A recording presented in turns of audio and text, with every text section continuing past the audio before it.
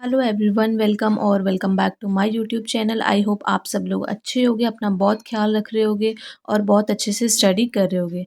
तो आज की जो क्लास है वो है हमारा one shot revision of the hydrogen chapter, जो क्लास 11th का है। इतना इम्पॉर्टेंट नहीं है, बट जो जो इम्पॉर्टेंट है वो मैं आपको इसमें बता दूंगी। पूरा ओवरऑल जो इम्पॉर्टेंट है, जो एग्ज़ाम में पूछा जाता है, वो चीज़ मैं आपको बता दूंगी उसमें। बाकी इतना इम्पॉर्टेंट नहीं है ये। बस एक बार आप इसको रिवाइज करेंगे, ये मेरी क्लास देखेंगे, इसको रीचेक करेंगे, तो आपको अच्छे से मेमोराइज हो जाएगा।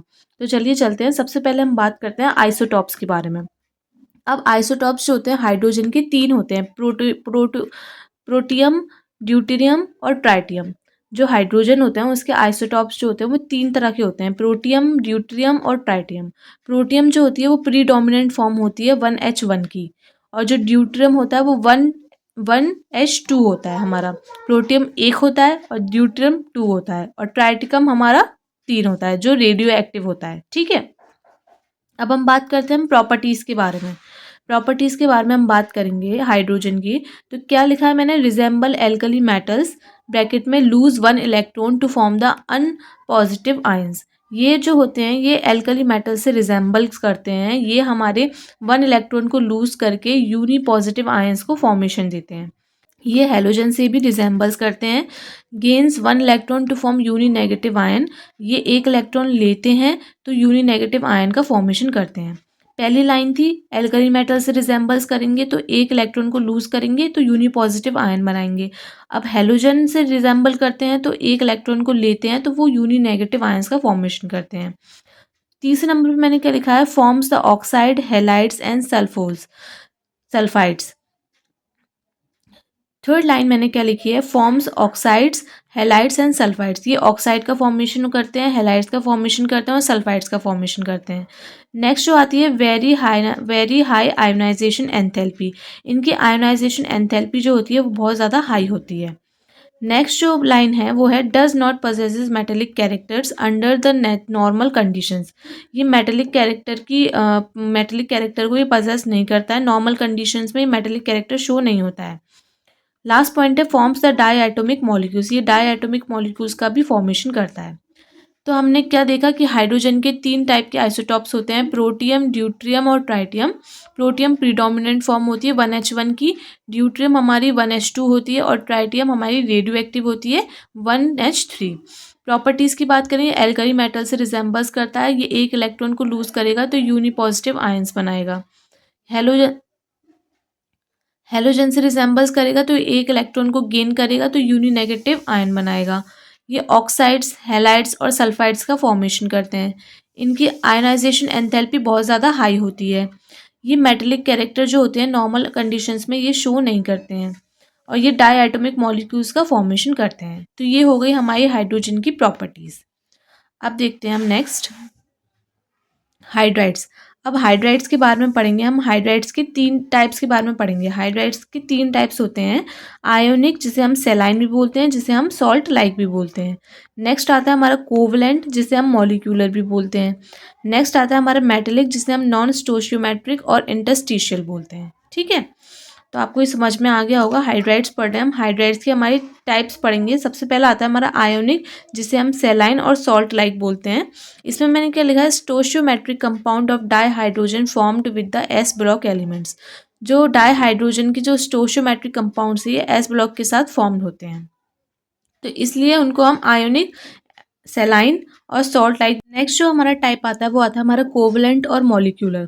कोवलेंट को हम क्या बोलते हैं? मॉलिक्यूलर भी बोलते हैं। तो इसमें क्या है? Formation of the molecular compounds from the di hydrogen and P block elements. Molecule compound का फॉर्मेशन होता है डाई हाइड्रोजन से, और पी ब्लॉक एलिमेंट्स का भी फॉर्मेशन होता है। तो इसलिए हम इसलिए कोवलेंट बोलते हैं या फिर मॉलिक्यूलर भी बोलते हैं। नेक्स्ट जो आता है वो मेटेलिक और नॉन स्टोशियोमेट्रिक और इंटरस्टिशियल कंपाउंड्स आते हैं हाइड्राइड्स। तो इसमें forms by the D block and F block element. ये डी ब्लॉक और एफ ब्लॉक एलिमेंट्स के द्वारा फॉर्मेशन होते हैं हाइड्राइड्स का। तो ये थे हाइड्राइड्स के टाइप्स: आयोनिक, जिसे हम सेलाइन और सॉल्ट लाइक भी बोलते हैं; कोवलेंट, जिसे हम मॉलिक्यूलर भी बोलते हैं; और मेटेलिक, जिसे हम नॉन स्टोशियोमेट्रिक और इंटरस्टिशियल हाइड्राइड्स भी बोलते हैं। नेक्स्ट देखते हैं।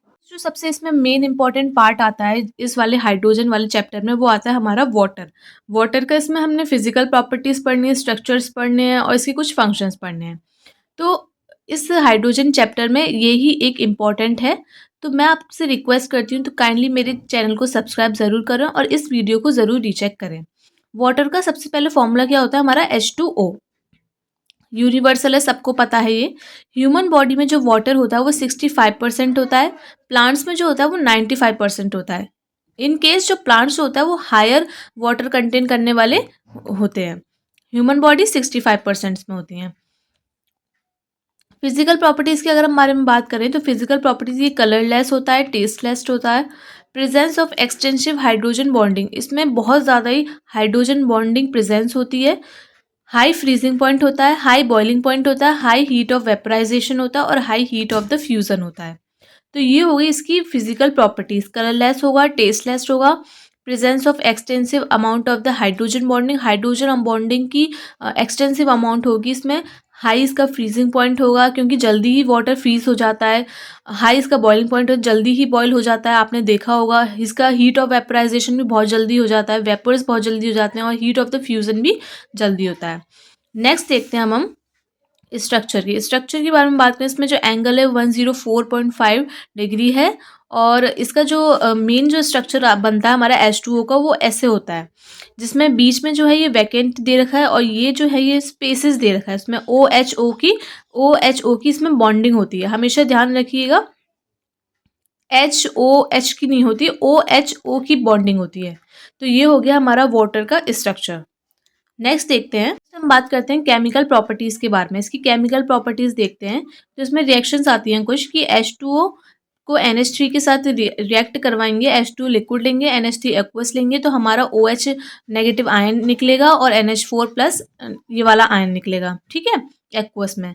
फिर 2H2O को 2Na में रिएक्शन करवाएंगे तो हमारा NaOH बनेगा और हाइड्रोजन बन जाएगा। ये केमिकल प्रॉपर्टीज़ है। कैसी केमिकल प्रॉपर्टीज़ इसमें शो हो रही है हाइड्रोजन वाले चैप्टर में, ठीक है। तो इसमें ये जो रिएक्शंस है ये बैलेंस करनी इंपॉर्टेंट है। तो मैं आपसे रिक्वेस्ट करती हूँ कि आप इन रिएक्शंस को घर पे प्रैक्टिस करें। मतलब 2-4 बार प्रैक्टिस करेंगे तो ये रिएक्शंस आपको आ जाएंगी, क्योंकि ये बहुत इंपॉर्टेंट रिएक्शंस है। हाइड्रोजन वाले चैप्टर में रिएक्शंस ही काफ़ी इंपॉर्टेंट है, क्योंकि जो वाटर है, जो मेन कंपाउंड है उसी के बारे में दिया गया है, तो उनकी रिएक्शंस आपको आनी चाहिए। तो बैलेंसिंग करना मस्ट है।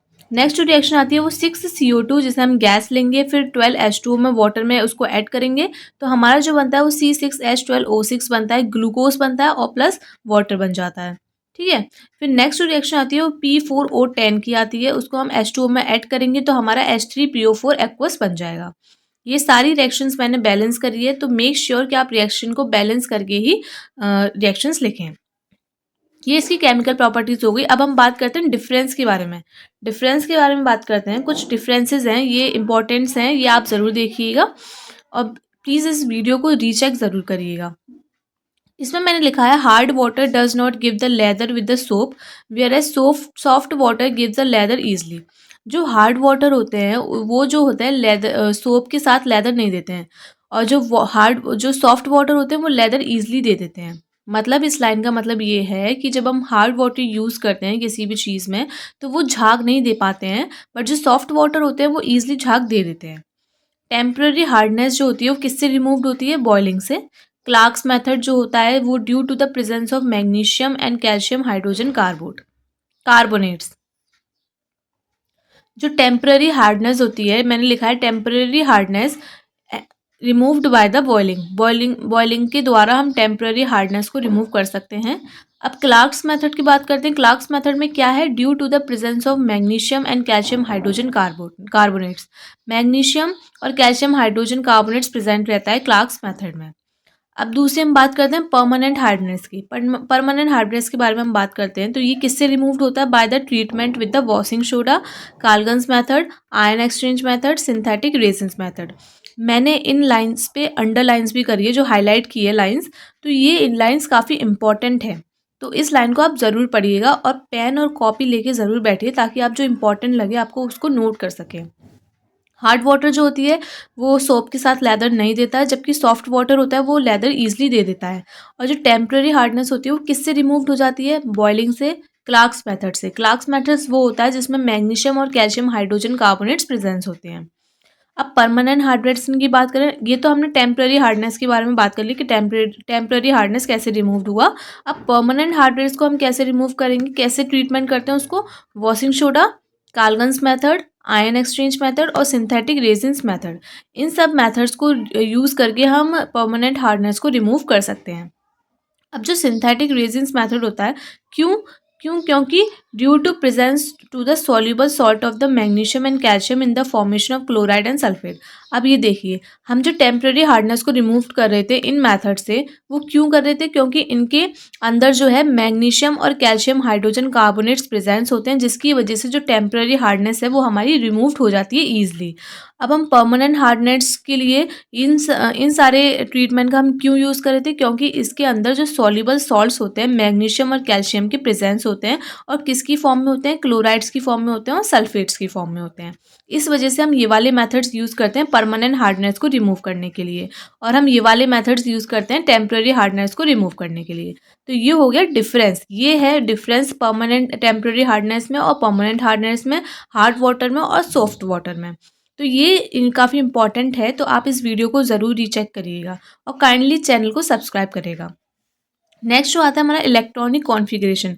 इनका इलेक्ट्रॉनिक कॉन्फ़िगरेशन हमेशा 1s1 ही होता है। हाइड्रोजन का, हम हाइड्रोजन की बात करें, सबसे पहला एटम है तो हमारा हाइड्रोजन का 1s1 होगा। नेक्स्ट देखते हैं हम। नेक्स्ट जो आता है वो आता है हमारा हैवी वाटर, जिसे हम D2O बोलते हैं। हमने वाटर पढ़ लिया, अब हम हैवी वाटर के बारे में पढ़ेंगे। इसकी जो प्रिपरेशन होती है, इसका ज़्यादा कुछ नहीं आता हैवी वाटर में। ज़्यादा से ज़्यादा इसकी MCQs में प्रिपरेशन पूछ लेंगे आपकी, या फिर कुछ यूजेस पूछ लेंगे। बाकी बाकी जो मेन इंपॉर्टेंट आता है वो हमारे वाटर में से आता है, और जो मैंने आपको बताया था परमानेंट हार्डनेस और टेम्पररी हार्डनेस, उसमें से आता है। तो प्रिपरेशन की बात करें हैवी वाटर D2O की, तो ये कैसे प्रिपेयर होता है, by the exhaustive electrolysis of water. Electrolysis और वाटर की इलेक्ट्रोलाइसिस करके हम इसको प्रिपरेशन कर सकते हैं। यूजेस की बात करते हैं। अब जो हैवी वाटर होता है वो किस में यूज़ होता है, सबसे पहला आता है इसका यूज़, ये न्यूक्लियर रिएक्टर्स के मॉडरेटर में यूज़ होता है। एज अ मॉडरेटर यूज़ होता है न्यूक्लियर रिएक्टर्स में। In exchange reactions for the study of reaction mechanism, reaction mechanism की हम स्टडी करते हैं, तो उसको रिएक्शन को एक्सचेंज करने में हैवी वाटर हमारा यूसेज होता है। तो ये थे हमारे हाइड्रोजन चैप्टर, इसकी प्रॉपर्टीज़, आइसोटॉप्स, केमिकल रिएक्शंस और इसकी परमानेंट हार्डनेस और टेम्पररी हार्डनेस को कैसे रिमूव करते हैं। तो अगर आपको मेरी वीडियो पसंद आई हो तो प्लीज़ चैनल को लाइक करें, सब्सक्राइब करें एंड शेयर करें ज़्यादा से ज़्यादा, ताकि आपको अगले चैप्टर की नोटिफिकेशन ज़रूर मिले। आप बेल आइकन को ज़रूर प्रेस करें। तो if you like, please subscribe to my channel and stay connected for upcoming videos. Thank you so much for everyone.